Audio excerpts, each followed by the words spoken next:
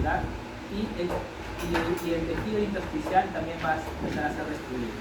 Por lo tanto, va a quedar como un hueco o como un bronquio ahuecado, algo así, podemos entenderlo. Ahora, ¿por qué se destruye esta capa muscular? La mayoría de veces son infecciones. En nuestro entorno, yo sé que en el libro les van a dar muchas causas, pero en nuestro entorno una de las causas más frecuentes de bronquiolitis es la tuberculosis. ¿Okay? Es por eso que ustedes van a ver pacientes en los hospitales en los cuales van a observar que tienen antecedentes de tuberculosis pulmonar, ¿ok? Y luego después de unos 4 o 5 meses, después de un año, vamos a suponer, ya ha sido tratado, negativo, todo lo demás, el paciente vuelve con hemoptisis. Y todavía hemoptisis más severa que cuando tuvo tuberculosis. Abundante hemoptisis, abundante. Y ustedes no vayan a pensar que otra vez sea tuberculosis. Puede existir esa posibilidad, pero lo más probable es que sea una complicación de la tuberculosis pulmonar, que es la bronquiolitis. Este paciente constantemente va a estar llegando por hemoptisis severa, hace hasta a veces 800 de sangre, y es sangre mutilante, sangre como con saliva, es sangre, ¿okay? Entonces, y por lo tanto, las manifestaciones clínicas de la bronquiolitis, además de la hemoptisis, es los síntomas obstructivos, sibilancia, dificultad respiratoria, uso de músculos accesorios, es dentro del grupo de las obstructivas. Entonces, acá, ¿no? Tiene todo lo de manifestación clínica obstructiva, pero a eso se le debe agregar las hemoptisis, ¿okay? Y acá están, ¿no? Los bronquios, bueno, estos serían más o menos bronquios y bronquiolos bien dilatados, tanto que se pueden ver incluso hasta la radiografía, ¿no? Y lo que vamos a ver es, primero, una inflamación bastante severa, mixta, tanto aguda, o sea, neutrófilos, como crónica, linfocitos y macrófagos, asociado a una destrucción de la mayoría de las capas del bronquio, ¿no? Y acá vemos cómo la cama se acentúa porque están bien dilatados estas vías aéreas. Bien, y vamos a ver la última de las enfermedades obstructivas, que es el asma, y tal vez una de las más importantes. ¿Ya? ¿Por qué? Porque el tabaquismo ha empezado a disminuir, ¿okay? Ya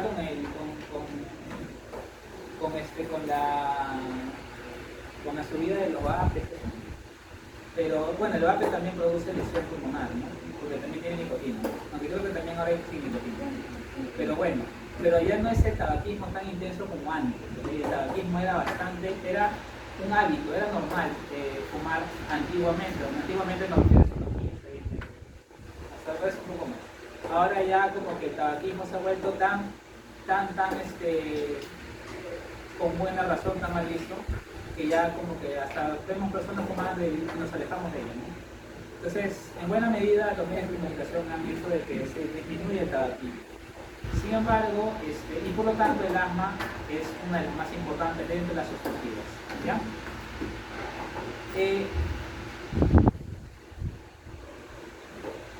Delegado, está demorado. Déjale abierto. Muy bien. Ya, entonces, ¿cuál es la diferencia entre el asma y todas las obstructivas que hemos visto anteriormente? Entre el asma es una enfermedad pulmonar obstructiva de tipo reversible. ¿A qué me refiero? El paciente experimenta los síntomas obstructivos, pero luego vuelve a un estado normal, a un estado sin síntomas, ¿okay? En cambio, las patologías previas que hemos visto, el paciente de forma progresiva va empezando a tener los síntomas. Es decir, nunca deja de tenerlos, siempre los tiene, y al contrario, empieza a tenerlos con mayor gravedad durante el tiempo. Claro que son enfermedades que evolucionan crónicamente, no son tan rápidas, ¿no? Pero los síntomas nunca desaparecen. En cambio, el asma sí es reversible, tiene momentos en que aparecen los síntomas y luego vuelve a desaparecer. Hay diferentes tipos de asma, pero en general los más frecuentes son los atópicos y los no atópicos. Luego van a haber otros más, como los medicamentosos y otros más, ¿no? Pero el más frecuente de todos es el atópico, el que está relacionado con la inmunoglobulina, ¿ya? y por lo tanto el asma se define como una enfermedad relacionada a una reacción de hipersensibilidad de tipo 1. ¿Ya? Y acá más o menos está su patogenia. Es lo más importante para entender el asma. Debido a que es una reacción de hipersensibilidad, tiene que haber una exposición previa al alergeno que nos va a inducir el cuadro asmático. ¿Okay? Entonces, si por ejemplo un niño de 2 años nunca antes se ha expuesto el polen, su mamacita le lleva a un lugar donde hay muchas flores, se expone el polen, en ese momento no le va a dar asma. ¿Okay? Luego al otro año siguiente, en la primavera, lo vuelve a llevar y ahí empieza el pobrecito a tener su síndrome. Claro que la mamá no sabe que él va a ser alérgico o ese alergeno le va a condicionar la enfermedad, porque nadie sabe, es algo que no se sabe, no sabes a cuál de los múltiples millones de alergenos vas a ser susceptible, y eso principalmente está relacionado por una variabilidad genética. ¿Okay? Algunos son susceptibles a uno y a otros no. ¿Okay? Pero en general siempre hay un alergeno que va primero, en una primera instancia, sensibilizar al paciente y luego ya produce los síntomas. Previamente este paciente ya sensibilizado, el que entra a actuar es acá el linfocito TH2. ¿Okay? El linfocito los TCD4 se dividen en 2 tipos, ¿no? En TH1, bueno, hasta 3 incluso hasta 4, pero los más importantes son los 2 que voy a mencionar, el TH1 y el TH2. El TH2 es importante porque lo que más llama, o sea, es un linfocito que libera un helper que libera un montón de citoquinas, pero estas son para que migren principalmente eosinófilos, ¿okay? Eosinófilos, ¿ya? Entonces, el TH2, la interleuquina más importante es la interleuquina 4. La interleuquina 4 va a activar a los linfocitos B para que sinteticen inmunoglobulinas IgG. ¿Okay? El linfocito B no sintetiza inmunoglobulinas, es su transformación a célula plasmática la que lo sintetiza. En todo caso, el TH2 induce la transformación de un linfocito B a plasmática y como plasmática va a inducir a la síntesis de la inmunoglobulina G. ¿Ya? Tengan en cuenta que la célula plasmática, sin necesidad de un estímulo, puede formar inmunoglobulinas. Y la primera inmunoglobulina que forma es la IgM. Acuérdense que las plasmáticas pueden formar IgM, IgA, IgD, IgE y la más importante de todas, la IgG. ¿Ya? Pero, ¿de qué depende de que la plasmática produzca IgE? O que esta plasmática te produzca IgA o IgM. Va a depender de la interleuquina que estimula. En este caso, la TH2 manda la interleuquina 4 para que específicamente la plasmática libere IgE. ¿Ya? Esta IgE va a empezar a unirse a epítopos que ya están previamente sensibilizados, específicamente los mastocitos. Y los mastocitos van a liberar interleuquina 5, el TH2 por cierto también la libera, y va a formar o va a incentivar la migración extensa de eosinófilos. ¿Ya? Y los eosinófilos son los que van a producir todos los síntomas que vienen a continuación. ¿Ya? Entonces los eosinófilos van a condicionar primero el edema de la mucosa, ¿okay? Porque aumentan la permeabilidad vascular, como vemos acá, aumentan la permeabilidad vascular, incrementan la secreción de moco, tanto por las caliciformes como por las glándulas mucosas, parecido a la bronquitis crónica, ¿no? Pero en este caso el asma es reversible, la bronquitis crónica es irreversible. ¿Sí? Va a producir broncoconstricción, el músculo liso se va a empezar a contraer, ¿okay? Y va a producir fibrosis subepitelial. Algunos pacientes con asma crónico pueden llegar a transformarse en una bronquitis crónica. ¿Por qué? Porque en un estadio crónico de asma, a pesar de ser reversible, si este asma es muy crónico, puede transformarse en una enfermedad irreversible, que sería una bronquitis crónica, que es lo más cercano a lo más parecido a una asma. Inicialmente, los síntomas del asma tienen síntomas iniciales o agudos y luego síntomas a largo plazo. ¿Okay? Entonces los síntomas iniciales van a estar determinados por el edema y la secreción de moco principalmente y la broncoconstricción. Pero cuando el asma se va haciendo más crónico, la obstrucción adicionalmente a estos hallazgos histológicos se van a añadir la hiperplasia y la hipertrofia del músculo liso, del bronquio. ¿Okay? Que eso va a hacer de que cuando la broncoconstricción se forme va a ser súper fuerte la broncoconstricción. ¿Ya? Entonces, ahí se manifiesta todas la clínica de un paciente con asma. ¿Ya? Vemos, miren, estos puntitos rosaditos, bueno, acá se ven más o menos rosados, ¿no? Ya, en su lámina la van a ver. Todos estos rosaditos que ven acá, bien rosaditos, son eosinófilos. ¿Okay? En la hematoxilina eosina, los eosinófilos se pintan bien rosaditos, parecidos a un glóbulo rojo, incluso, casi rojo que son. Entonces, esta mucosa está llena de puros eosinófilos. Esto explicaría esta teoría. ¿Okay? Esta teoría se va a explicar. O sea, no es que esto sea solamente teórico, ¿no? Esta biopsia es tomar un paciente, un cadáver probablemente, con asma, que ya murió, y miren la cantidad de eosinófilos que tiene. Por lo tanto, los eosinófilos indirectamente serían como parte del criterio clínico histológico para identificar que este paciente, si es que ha muerto, probablemente ha sido por un cuadro asmático severo. Vemos edema. El edema no se pinta con la hematoxilina eosina, se ve como un espacio claro, así como vemos acá. Edema, ¿ok? Vemos también inflamación adicionalmente de linfocitos, probablemente TH2, ¿ok? Ya vemos como una especie de hiperplasia del músculo liso, ¿ok? Entonces, todas estas características se explican por la fisiopatología que hemos visto antes, ¿ya? Acá nuevamente, ¿no? Acá sí se ven, ¿no? Esta no se ve, lleno de gránulos, ¿no? Lo rosado es el gránulo. Es más, histológicamente se pueden ver cómo los eosinófilos degranulan. Y estos gránulos, estos rosaditos, se ven en el intersticio. Ahí todos pegados. Bien, vamos ahora a tocar el otro grupo de enfermedades, que son las enfermedades de tipo restrictivas, ¿ya? A diferencia de las obstructivas, en las restrictivas el aire no puede ingresar, ¿okay? No puede ingresar. Esto se debe más que todo a una alteración a nivel del estroma, ¿okay? Por una fibrosis. La mayoría de las restricciones son por fibrosis, ¿ya?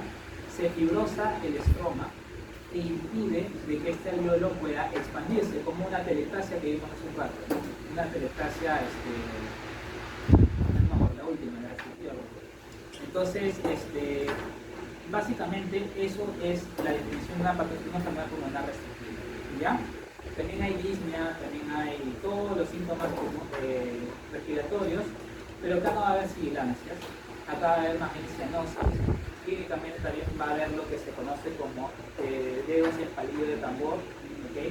Eso ya lo van a ver cuando vayan a los... Ya están en los hospitales, ¿no? Ya eso de ahí le van a mover lo que conocen, pero más o menos para recordarles, para que tenga sentido lo que vamos a ver en un momento, ¿no? Entonces, las enfermedades restrictivas se dividen en 4 tipos, ¿okay? Tenemos las fibrosantes, las granulomatosas, las eosinofílicas y las relacionadas al tabaco, ¿ya? Vamos a ver, dentro de las fibrosantes, la más frecuente es la fibrosis pulmonar idiopática. Es la más frecuente de todas, ¿ok? Todas estas producen fibrosis. Una cosa, dentro de las fibrosantes, casi la mayoría tiene una histología muy parecida, fibrosis principalmente, ¿ok? Pero acá la diferencia es detallar porque también hay diferencia clínica, etiológica y otras diferencias que hacen que se separen, ¿ok? Pero en general, histológicamente, la mayoría de ellas es la fibrosis del intersticio, ¿ya? Entonces, la etiología es desconocida, principalmente por eso que es idiopática. Y otra cosa es que esta fibrosis pulmonar idiopática se caracteriza por ser bilateral, ¿ok? Y en parches. O sea, vas a ver por acá una fibrosis bilateral en ambos campos, ¿ok? Así. Y cada nódulo, cada parche de fibrosis está en un diferente estadio de fibrosis, ¿ok? Por ejemplo, este nódulo puede ser un estadio más antiguo, o sea, casi todo es colágeno nada más, pero este de acá puede recién estar iniciando la fibrosis. Esa es la característica más importante de la fibrosis pulmonar idiopática, que es parcheada, que es bilateral y que puede tener diferentes grados de evolución cada parche, ¿okay? No Es la más frecuente, por cierto. Por eso que cuando tú ves un paciente con fibrosis pulmonar, lo ves y que vas a encontrar los dos campos pulmonares comprometidos. No ves uno, ves los dos. ¿Okay? Cuando vayan a neomo, roten el neomo, van a ver que el paciente con fibrosis pulmonar, claro que en el hospital te van a decir este paciente tiene fibrosis pulmonar, pero no te dicen cuál de estos es, ¿no? Pero por lógica es el primero, ¿no? Es el más frecuente, ¿no? Salvo que tenga algún antecedente importante, que ahí lo vamos a ver. Entonces le toman su placa y van a ver que los dos pulmones están tomados, nódulos, parches fibróticos o reticulares, lo que le dicen, y en diferentes, si le haces una biopsia de cada nódulo, van a tener diferentes estadios de evolución. ¿Ya? Y acá están, ¿no? Normalmente no se sabe cuál es la causa de la fibrosis pulmonar idiopática, pero sí se sabe cuáles son algunos factores de riesgo. ¿Por qué no es una causa y por qué sí es un factor de riesgo? Porque se ha visto que los pacientes con fibrosis pulmonar idiopática son fumadores pesados, pero no todos los fumadores pesados hacen fibrosis pulmonar idiopática. Y por eso es un factor de riesgo, más no es una etiología. ¿Okay? Por eso es que cuando te dicen etiología, aún es desconocida.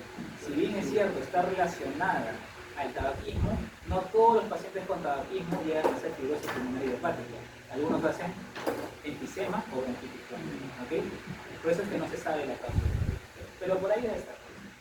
Otra causa puede ser la exposición ocupacional, o sea, humos, si trabajan en industrias que no tienen una buena calidad de medicina ocupacional, ¿no?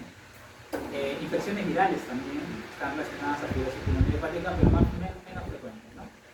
Otro factor de riesgo son la genética, ¿no?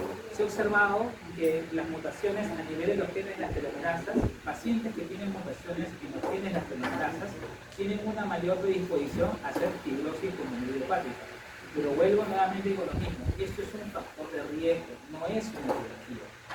Pueden haber pacientes que tienen las mutaciones en telomerasas y nunca hacen fibrosis pulmonar idiopática, porque solo es un factor de riesgo, para que lo entiendan, ¿no? Bueno, el paciente vamos a suponer que tiene todos estos factores de riesgo y no se sabe la causa, pero también tiene la causa y hace su fibrosis pulmonar idiopática. Entonces, lo que se va a observar es que hay una injuria epitelial y activación del sistema inmune, ¿ok? Todo esto va a condicionar a la liberación de factores fibróticos, fibrogénicos, profibrogénicos. Y acá lo que más por todo entra en realidad, ¿cuál es? ¿Cuál es la célula más importante para la fibrosis? ¿Cuál?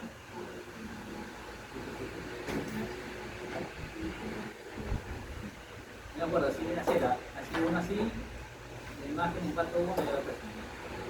Uno producía inflamación y otro producía fibrosis. ¿Cómo se llaman estas células? ¿No? Macrófagos, ¿no? Los que producían inflamación eran M1 y la fibrosis M2. Probablemente al final el cabo va a ser el que va a condicionar la acumulación de fibrosis. Ahora, ¿qué cosa es fibrosis? Por cierto, ¿no? ¿A qué defines por fibrosis? La fibrosis es la acumulación. A ver, todos nuestros tejidos tienen intersticio, ¿no es cierto? El intersticio, la célula más importante del intersticio es el fibroblasto. Es la más importante de todas. Claro que no es la única célula intersticial, ¿no? Tenemos el osteocito, el condrocito, tenemos el adipocito, por ejemplo, ¿okay? Que también es un tipo de célula esquemal. Pero la más importante de todas aquí en todo es el fibroblasto, ¿ya? El fibroblasto se encarga de ¿qué? De producir ¿qué cosa? Las células, las proteínas estructurales filamentosas que se encuentran en los estromos, ¿okay? Estas proteínas no solamente hacen que el estroma tenga una firmeza, que sea una integridad, sino que también le dan otras cualidades, como por ejemplo que sean elásticas, ¿okay? Entonces hay diferentes, elastinas, colágeno, laminina, proteoglucano, un montón de proteínas y de ellas conglomeradas y implementadas. Cuando hay fibrosis, todas están perfectamente equilibradas, ¿okay? Hay un poco de proteoglucano, hay un poco de laminina, hay un poco de colágeno, todo muy bien, en porcentaje bien estructurado, para que el estroma sea elástico, pero siga siendo fuerte y resistente. Pero imagínate que este estroma solamente se tiene en un 100%, un 80% de colágeno. El colágeno que le da el estroma le da estructura, fuerza, firmeza, que no se rompe, pero pierde elasticidad, ¿okay? Que le dan otras proteínas estructurales de la matriz extracelular, ¿okay? Entonces, ¿qué pasa? El M2 va a inducir el fibroblasto que produce todas estas, el glucano, la laminina y todas las demás, solamente produzca colágeno. ¿Qué colágeno? El 1, el 4, principalmente el 4, ¿ok? Y este 4, si bien es cierto, nuevamente es fuerte, es resistente, pero no es elástico. Y con eso, el órgano pierde funcionalidad y gana dureza, ¿ok? Ese es el motivo por el cual la fibrosis pulmonar produce síntomas restrictivos, ¿ok? Esto casi para todos los tipos de para todas las fibrosantes, ¿ok? Para todas, ¿ok? Bueno, un poco más de lo mismo. Y acá está, ¿no? Vemos un pulmón encogido, porque no solamente, otra cosa que es bien interesante, ¿no? El fibroblasto es diferente al miofibroblasto. No sé si lo han escuchado la palabra miofibroblasto. El fibroblasto es un primo hermano del miofibroblasto, ¿okay? ¿Cuál es la diferencia? El fibroblasto solamente tiene su función de sintetizar las proteínas de la matriz extracelular, pero el miofibroblasto tiene otra cualidad adicional, que tiene la capacidad de contraerse. Entonces, dentro de la fibrosis, normalmente, además de haber un aumento de la producción de colágeno, también hay un incremento del número de miofibroblastos. Esto explica por qué los órganos con fibrosis se encogen, porque el miofibroblasto tiene la capacidad de contracción y el órgano también se empieza a contraer todo en un solo patógeno. Entonces vemos un órgano disminuido de tamaño, duro, poco elástico, ¿okay? Y por lo tanto es el que condiciona la formación de síntomas a los síntomas de tipo restrictivo. Y acá están las fibrosis, ¿no? Acá tenemos, esto es parénquima alveolar, estos son los alveolos. O sea, todo este pulmón debería estar así como acá. Ahora que vemos que solamente esto nada más, esto y esto. Todo lo demás está lleno de fibrosis. ¿Okay? ¿Este pulmón funcionará bien? ¿Cambiará una buena cantidad de oxígeno? No, porque para que un pulmón intercambie o haga un correcto intercambio gaseoso, necesita que todo esté de esta forma. Pero ahora, miren este pulmón que todo está fibrosado y tiene pequeños nódulos o focos de parénquima que se ha conservado. El paciente va a intercambiar de gases, oxígeno y CO2, pero no va a ser eficiente, no va a ser suficiente. El paciente constantemente va a estar teniendo disnias, primero a la actividad y finalmente al reposo, cuando esta fibrosis progresivamente se haga más severa. ¿Okay? Por eso es importante la patología, para que ustedes entiendan por qué la lámina tiene sentido con los síntomas del paciente. ¿Okay? Ahora ya tiene más sentido porque el paciente se desahoga. Ahora, tú le vas a dar oxígeno, ¿le calmará?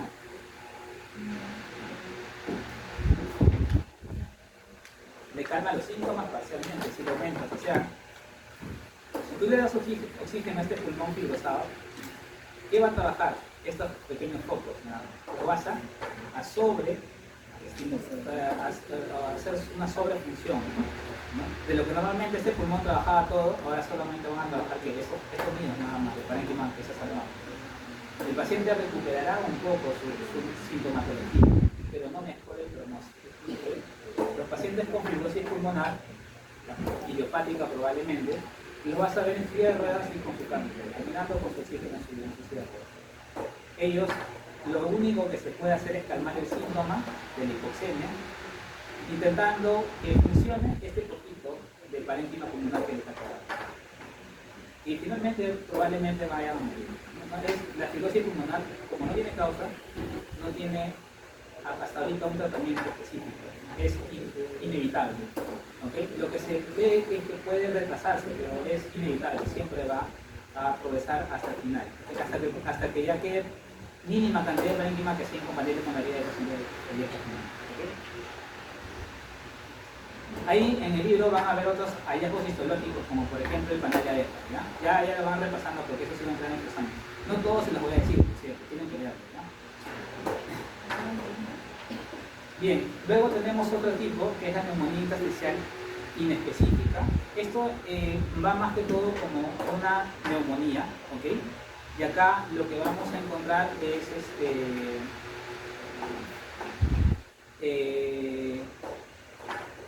inflamación, bueno, fibrosis. Ya me acuerdo. Este de acá, si bien es cierto, en la idiopática podrían haber panal de abejas, la más representativa del hallazgo histológico de panal de abejas, que ya lo van a ver en su rostro, imagino, es en la neumonía intersticial específica. Es el hallazgo histológico que más predomina, que es más incluso que la fibrosis. ¿Ya? Luego la neumonía organizativa criptógena. Cuando ustedes roten en pediatría, van a observar, no en pediatría no, también en adultos, vamos a observar que un paciente viene con síntomas de neumonía. ¿Okay? Viene con disnea, tal vez un poco de fiebre, tiene dificultad respiratoria y todo lo demás. Y ustedes dicen, uy, es una neumonía. Ya, le toman una placa y en la placa no ven el patrón radiológico de neumonía, que es el vidrio esmerilado, ¿no? Lo que van a ver es un patrón reticular, como una fibrosis. Y ustedes dicen, pero parece una neumonía, pero se ve radiológicamente como una fibrosis. Por lo tanto, ¿qué neumonías pueden producir un patrón parecido a una fibrosis, aún siendo neumonías laterales? ¿Okay? Los virus producen edema, pero solamente producen edema del intersticio, por eso es que se ve como un patrón reticular. ¿Okay? Entonces, la neumonía organizativa criptógena está íntimamente relacionada a infecciones virales. También tiene otras causas, ¿okay? Pero las infecciones virales son las más frecuentes. ¿Ya? Y son, a diferencia de la idiopática, que la idiopática es inevitable, la criptógena sí puede ser reversible, porque es una infección viral. Pasa el virus y nuevamente vuelve a. Ahora tenemos enfermedades relacionadas a enfermedades fibrosantes o patologías fibrosantes relacionadas a enfermedades autoinmunes.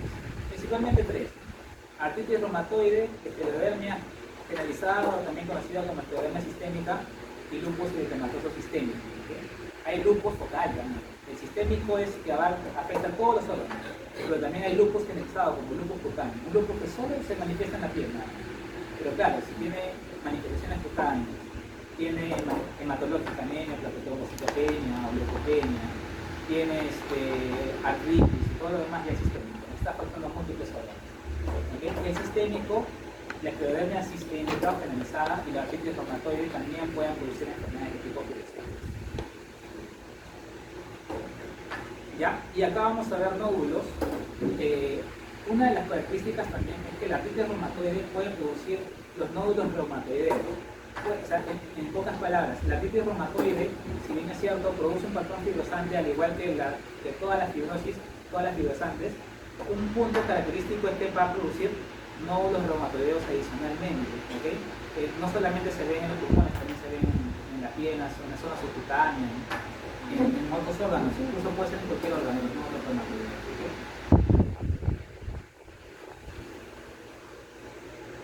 Luego vamos a hablar sobre la neumoconiosis. ¿Ya? La neumoconiosis es un trastorno fibrosante generalmente relacionado a un agente ambiental, normalmente a un mineral o a una partícula orgánica. ¿Ya? Tenemos varias: la del carbón, la asbestosis y la... ya no está. Entonces, estaba la asbestosis, la del carbón y después nos ponen otra más.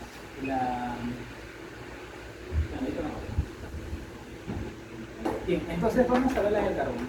Ya la del carbón no es tan frecuente, bueno, tal vez sí, ¿no? Por el smog de los carros, ¿no? Pero ya no es tan frecuente como antes, porque ya el carbón es una materia de energía importante en estos días, ¿no? Ya tenemos luz eléctrica, Es más, luz solar, ¿no? Compañeros.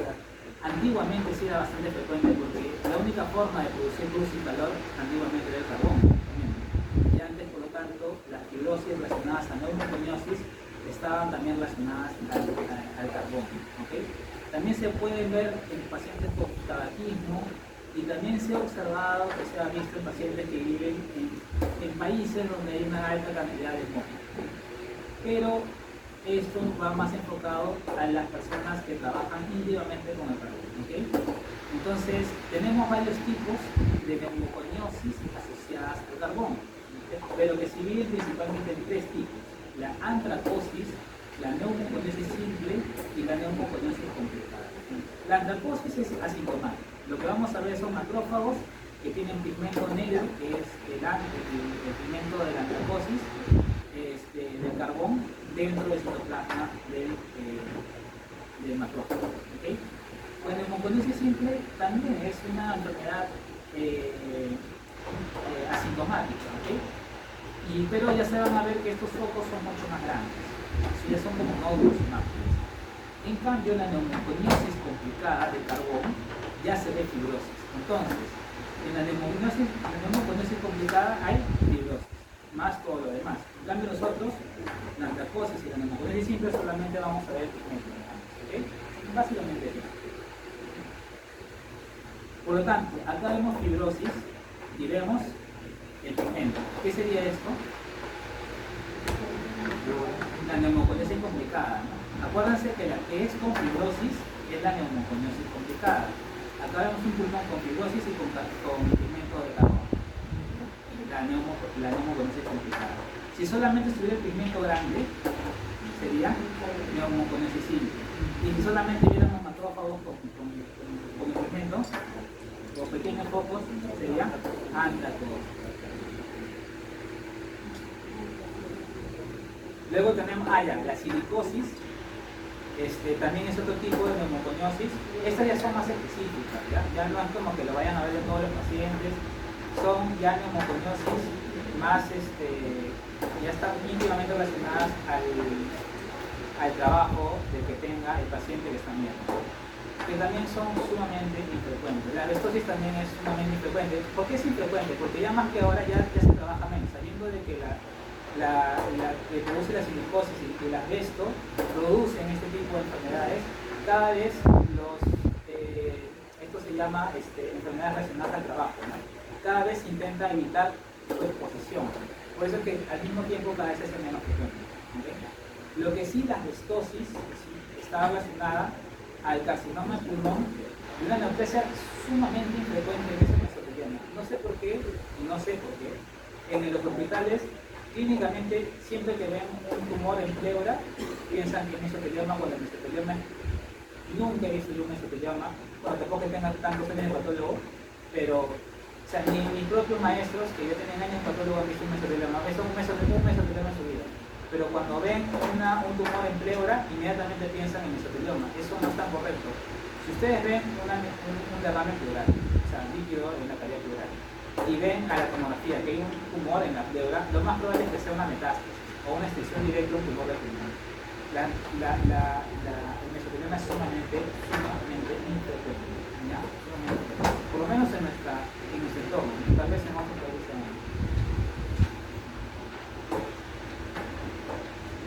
Bien, ya se lo leo, ¿ya? Ahora vamos con la granulomatosis. La sarcoidosis es una enfermedad granulomatosa relacionada, los granulomas pueden ser secundarios o primarios. ¿Cuál es la enfermedad granulomatosa secundaria más frecuente en el Perú? La tuberculosis.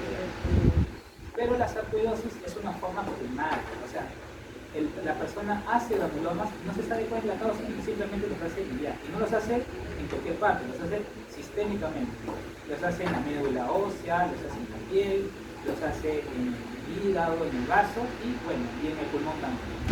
Entonces, la sarcoidosis en el pulmón va a producir enfermedad de tipo respiratorio. ¿Okay? Son granulomas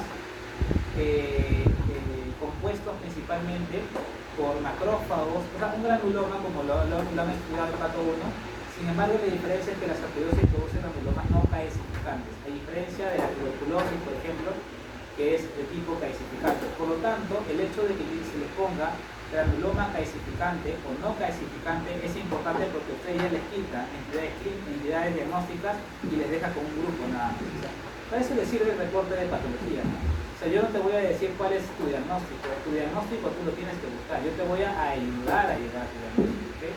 Si tú tienes un paciente con un nódulo pulmonar, múltiples nódulos pulmonares, tiene síntomas restrictivos, ese nódulo pulmonar, ¿qué podría ser? Una neoplasia podría ser. Pero bueno, vamos a ponernos en el contexto clínico que sea un granuloma. Y yo te pongo granuloma no calcificante.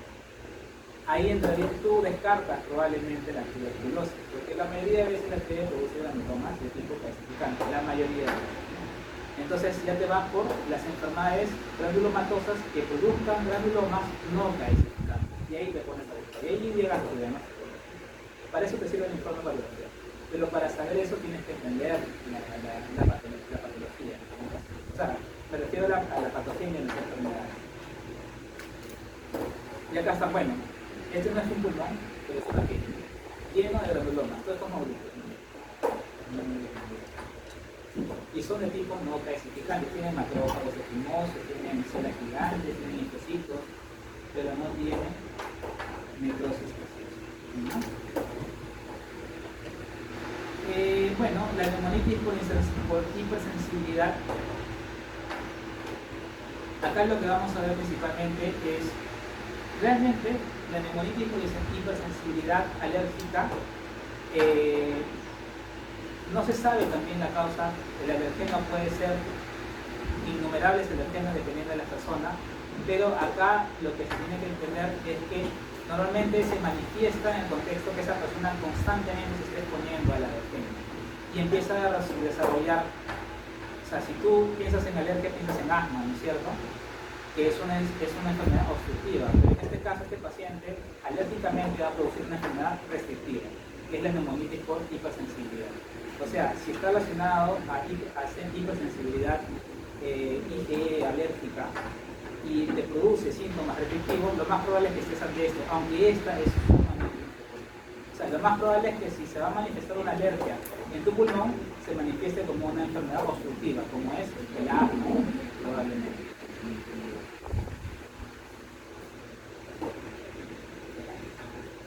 Y vamos, ahí no está. Hay una más que no está, bueno, la de tabaco también ya lo leen, también está bien sencillo, pero hay una más que es la proteinosis celular, ¿okay? Que también lo van a leer en su libro. La proteinosis celular se debe a un defecto en los macrófagos. Y tú te preguntas, doctor, ¿qué tiene que ver el macrófago con el que el alveolo se llene de proteínas? Porque el alveolo se llena exuberantemente de proteínas. ¿Qué tiene que ver eso? El macrófago se encarga de fagocitar el surfactante. O sea, el neumocito 2 lo produce y el macrófago se encarga de fagocitarlo para que se mantenga en una capa no muy grande, ¿no? Se encarga para que haya un equilibrio, ¿no es cierto?, en la producción. Pero los macrófagos están disminuidos en estos pacientes y ya no hay quien los fagocite. Entonces, ¿qué vamos a observar? Que hay una acumulación de surfactante dentro de los alveolos, que el surfactante, si bien es cierto, es líquido, también es proteína, porque tiene una parte proteína. Por lo tanto, a esa acumulación, por un defecto en la acumulación de surfactante secundario a la disminución de los macrófagos, se le conoce como proteinosis alveolar. ¿Okay? Proteinosis alveolar. Y también va a producir enfermedad de tipo de